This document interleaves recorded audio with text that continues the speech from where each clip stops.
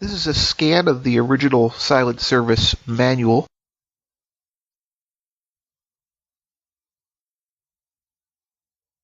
See, there it says change 1, 15th of September 1985, so it's not the release date of the original Silent Service, but maybe it's the first revision.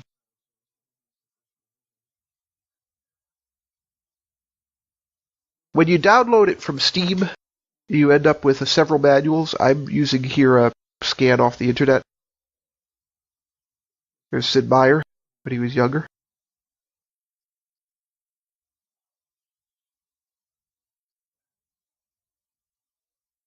So he mentions Richard H. O'Kane, who is the commander of the USS Tag.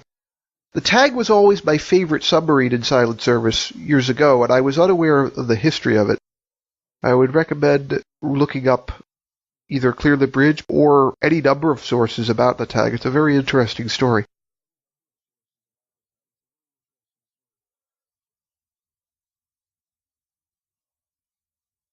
But the point is this is a pretty thorough manual. This was not uncommon in the 80s, and it also illustrates to some extent how this is a simulation. It's more than a game. One thing I would have preferred is if they had explained what all these different ships are. Actually, they tell you to consult the manual on it, and then they don't provide you the information, which is kind of annoying. And this is a manual notice for all the different versions, so the Commodore 64, the Atari, various Atari computers, Apple II, and of course the IBM PC, which really means DOS. And they explain you have scenarios. So you either could practice off the coast of Midway,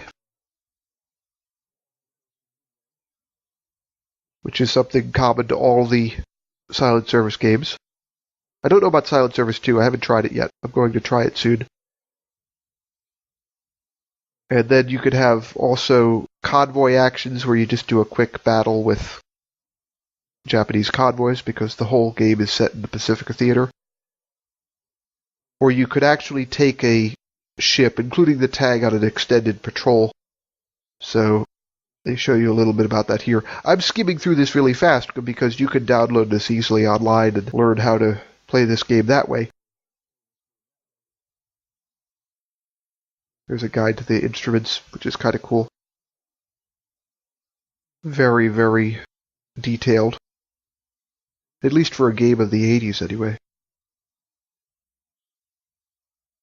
See, this is pretty much everything you'd ever want. Really more than you need for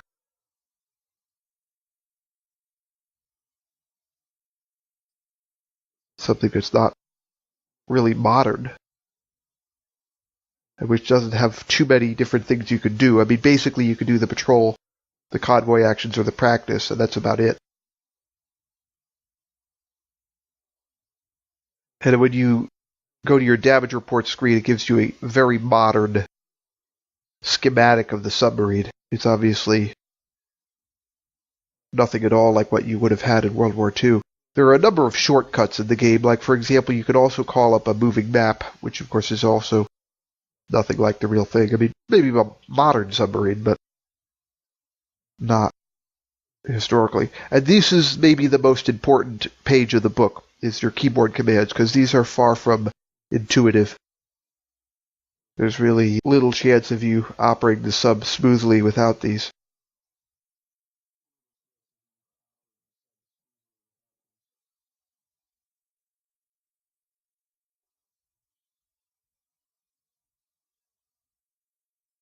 And they tell you what the sounds mean, although the sounds in the original DOS version are not particularly wonderful.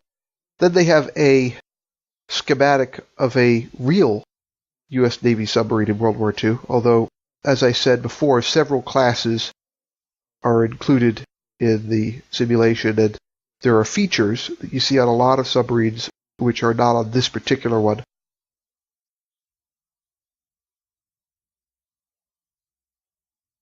So they give a brief summary of the things that changed on each class, although they don't name the classes.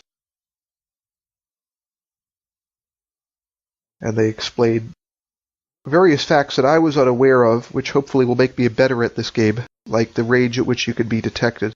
These are, I'm sure, arbitrary numbers that are based on averages. Obviously, real life is much more complicated than this.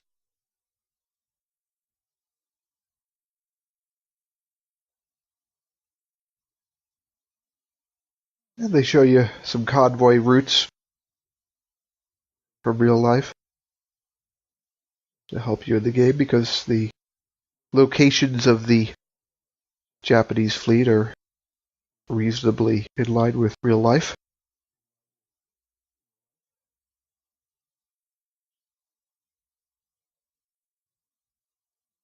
And so they show you some tactics. This is one of the most interesting that I didn't know about, that because U.S. submarines were so slow in World War II, one way they could head off an enemy convoy was to surface, where they could go much faster, and then operate just outside of their visual range and then come around their flank, like this. I never knew they did that, actually. And it's actually not something they could have done in every situation, because the fastest they could go, as you can see there, is 20 knots. And many, many cargo ships of the time could go a lot faster than that, actually. Or at least merchant ships. I'm using the term cargo ships very loosely here. Very interesting stuff. But in any case, the submarines in the game, I did a little bit of research, and those will be next.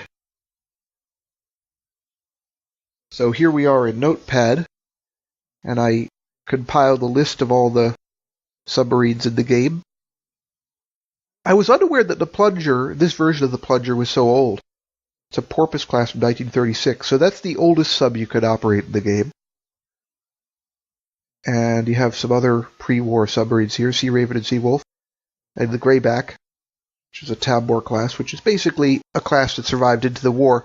And then you have Gato and Balao classes, which are the majority of the subs in the game, and they were the classes built during the war for the most part. The Balao has an advantage of being able to dive to 400 feet, and the Tang at one point in its career hit 638 feet. But that was with damage, and the simulation is not accurate enough to let you do that. The deepest you can take a Balao in the game is 425 feet, and in the Nintendo Entertainment System version, 424.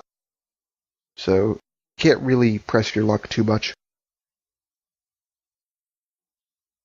But it's interesting because the pre-war boats were considered so horrible that nobody actually wanted to serve on them. It wasn't just that they were dangerous, but they were also extremely dirty, so they called them pig boats, which actually was a term that originated in World War I, just because submarines were always kind of horrible until World War II, and it wasn't really until after World War II that they became pleasant at all to serve on. But the Plunger, I guess, would have been one of those, Porpoise class. They actually had submarines going back to the O class from World War I in the war, but the O classes were used only for training. Fascinatingly, everything after the O class did go to war. And there were some twists to that, like the R class only going to war under Lend-Lease for Britain. So anyway, I'll see